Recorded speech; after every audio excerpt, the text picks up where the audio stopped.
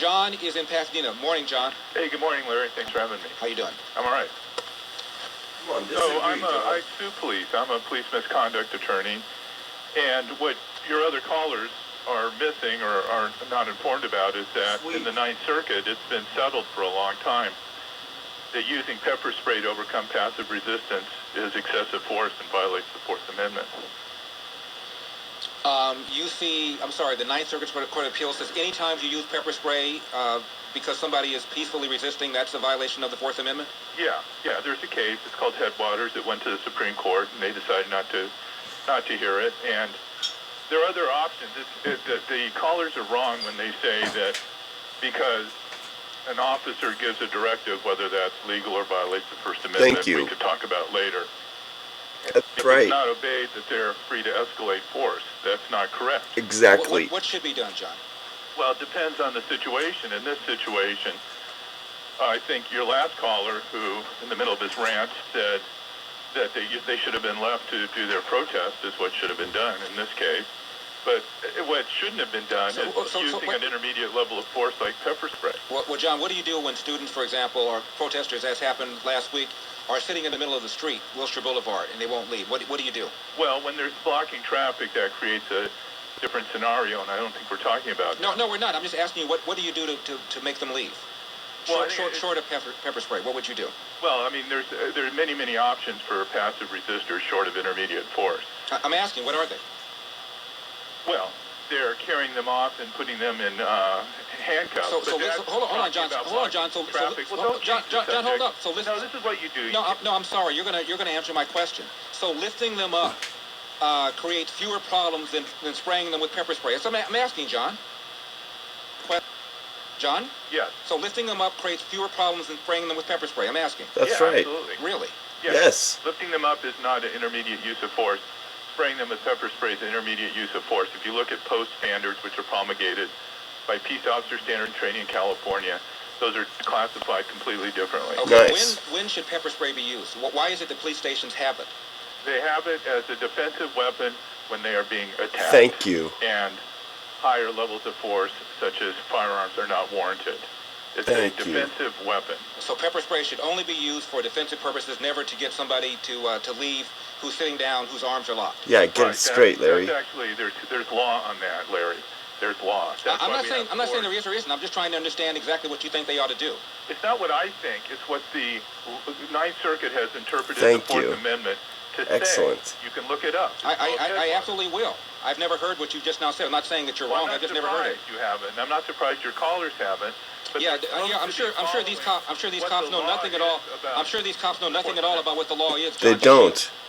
No, it's not just me. Well, you said both those cops didn't know what they were talking about. Right, because they both misstated what the law of excessive force Larry. is in this country. Police are not allowed to use as much force as they need to use to get compliance with their orders. That's right, Larry. They're allowed to use the amount of force that is reasonable under the circumstances. And sometimes no force is appropriate even though somebody is not following orders. So when they're called out by the UC Chancellor to disperse these protesters, they shouldn't respond to the call?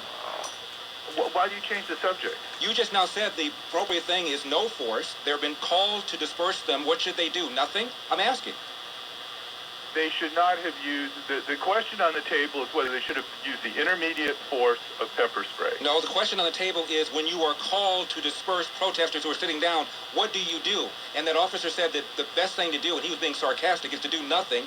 And you said, yeah, those officers should do nothing. And so what I'm saying to you is when you are told by your commander to go out and disperse people who are sitting down, what do you do? Disobey the order? Why are you dispersing them? What are they doing that means that they should be dispersed other than publishing a message that the police and the chancellor don't like? When they are asked to move, my assumption is they are blocking the ability of students to move around campus. Well, why are you making that assumption? Yeah. That's just your pro-law enforcement bias coming through. Oh, so in other words, kids should be able to sit down wherever they want to sit down, and anybody who asks them to leave, that order should be ignored because, after all, they have a right to sit down wherever they want to sit down. No, wherever they want to sit down. You're losing an argument, so you make up a fact that is not in this scenario, which is that Excellent they're blocking student foot traffic. There's no evidence of that in this scenario. Why do you think they were asked to leave? Just for the hell of it?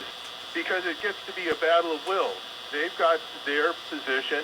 They're trying to make a First Amendment protected statement within a limited public forum, and the police want them out of there, and they use excessive force in moving them, and that's why millions of people are outraged over it. You're not. That's fine. I'm certainly not. And what you seem to be saying, John, let me just try and summarize it, is that they were asked to disperse these protesters for no reason whatsoever. The protesters were doing nothing wrong, and when the UC campus police were out there trying to get them to leave, they shouldn't have let them. They should have let them stay there, because any order that they were given to disperse them should have been ignored. Well, That seems to me to be. Am I wrong? Am I wrong about what you said? Yeah. I think your listeners are smart enough to have heard what I said, and they don't need your mischaracterization of what I said to know what you said. That's right, and I'm going to put it on YouTube to prove these it. Students should not have been asked to leave, and the officers should have simply said to their commander, "We're not going to follow the order because, after all, we don't think they ought to leave." Because John, who represents police officers, feels that based on the Ninth Circuit Court of Appeals, we couldn't even use pepper spray, so therefore we're going to ignore your command to make them leave. That's what you're saying. The law of this nation is in the court decisions that define the Constitution. And you may not like that, but that's the constitutional democracy that we both live in. And they have decided this very question, that pepper spray cannot be used to remove passive demonstrators. Checkmate, Larry. It's called Headwaters. It went to the Supreme Court. I will take a look at it, John. I've not heard that, and frankly, I don't believe that your interpretation of that Supreme Court decision is accurate, but I will see. If your interpretation were accurate, I don't know why police officers would even have pepper spray.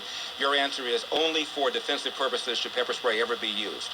I've not heard that, and if other officers want to respond to what John has said, I'm happy to hear it from you. At 1-800-2